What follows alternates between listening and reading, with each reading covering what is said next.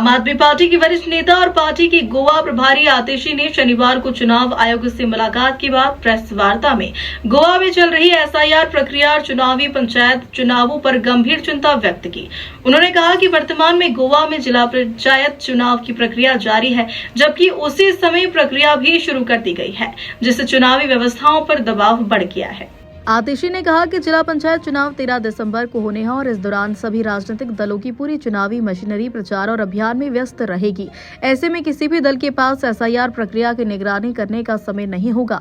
उन्होंने सवाल उठाते हुए कहा कि 3 हफ्ते बाद भी यह प्रक्रिया शुरू की जा सकती है, तो आखिर ऐसी क्या जल्दी थी कि जिला पंचायत चुनाव और एसआईआर प्रक्रिया दोनों को एक ही समय पर एक ही प्रशासनिक मशीनरी के साथ संचालित किया जा रहा है। आप नेता ने कहा कि चुनाव आयोग ने मतदाता सूची की जाँच के लिए एक विस्तृत प्रक्रिया तय की है, जिसके तहत अगर किसी व्यक्ति का नाम गलत तरीके से शामिल किया गया तो उसे नोटिस भेजा जाता है। लेकिन एसआईआर प्रक्रिया से जुड़े परिपत्र में इस बात का कोई उल्लेख नहीं है कि जिन लोगों के नाम गलती से सूची से हटा दिए गए हैं उनके लिए क्या प्रावधान होगा। आतिशी ने आयोग से आग्रह किया है कि ऐसे लोगों के लिए विशेष प्रावधान किए जाए जिनके नाम मतदाता सूची के मसौदे से गलत तरीके से बाहर कर दिए गए हैं। लेकिन एसआईआर प्रक्रिया से जुड़े परिपत्र में इस बात का कोई उल्लेख नहीं है कि जिन लोगों के नाम गलती से सूची से हटा दिए गए हैं उनके लिए क्या प्रावधान होगा। आतिशी ने आयोग से आग्रह किया है कि ऐसे लोगों के लिए विशेष प्रावधान किया जाए जिनके नाम मतदाता सूची के मसौदे से गलत तरीके से बाहर कर दिए हैं। उन्होंने कहा कि आप इस मुद्दे को गंभीरता से उठा रही हैं क्योंकि यह मताधिकार से जुड़ा मामला है और लोकतंत्र में हर नागरिक को अपने मतदान के अधिकार से वंचित नहीं किया जाना चाहिए। आज इलेक्शन कमीशन से हमारी मुलाकात गोवा में हो रही एसआईआर प्रक्रिया को लेकर थी। गोवा में एसआईआर की प्रक्रिया की शुरुआत हुई है।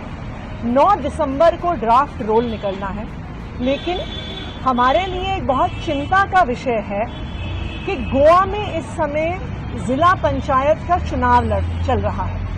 13 दिसंबर को जिला पंचायत का चुनाव है। आज उसकी रिजर्वेशन की घोषणा हुई है।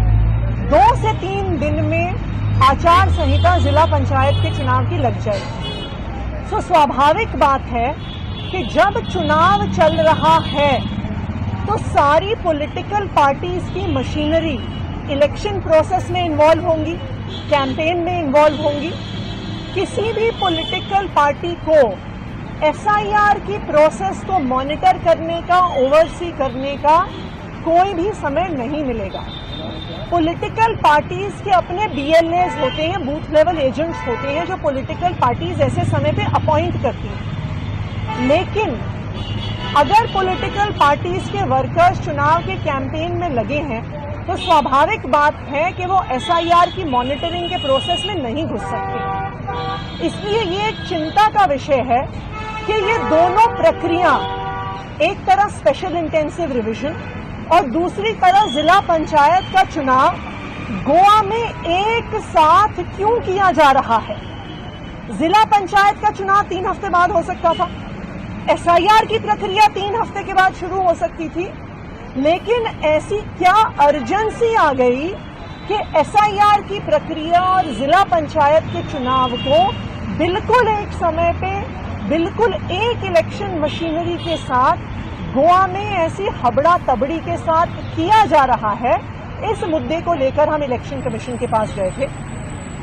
दूसरा एक महत्वपूर्ण मुद्दा है कि जो एसआईआर अब 12 स्टेट्स में शुरू हुई है, इंक्लूडिंग जो गोवा में एसआईआर चल रही है, इलेक्शन कमीशन ने एक बहुत डिटेल्ड प्रोसेस बनाया है कि अगर गलत तरीके से ड्राफ्ट इलेक्टोरल रोल में किसी का नाम आ जाए तो अगर कोई रॉन्गली इंक्लूडेड है उनको नोटिस भेजा जाएगा, पूरी जांच होगी, उन्हें क्या कागज जमा करने हैं। लेकिन कोई भी व्यक्ति जिसका नाम ड्राफ्ट इलेक्टोरल रोल से एक्सक्लूड हो जाता है, जिसका ड्राफ्ट इलेक्टोरल रोल में नाम नहीं आता, उसके किसी भी रिकॉर्ड्स के बारे में एसआईआर के सर्कुलर्स में चर्चा नहीं है।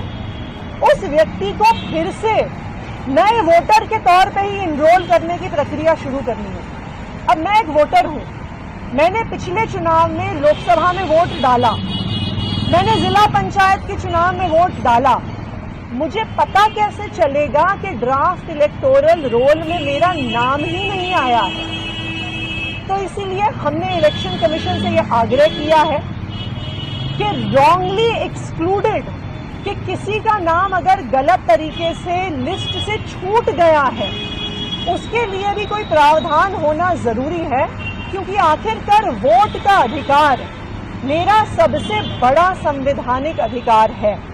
और अगर मेरा नाम ड्राफ्ट इलेक्टोरल रोल से छूट जाए तो ये इलेक्शन कमीशन जैसी संवैधानिक संस्था की जिम्मेदारी है कि मेरा नाम फिर से जोड़ा जाए, मुझे इन्फॉर्म किया जाए कि मुझे अपने वोट का अधिकार वापस मिले। तो इन दोनों मुद्दों को लेकर हम इलेक्शन कमीशन के पास गए।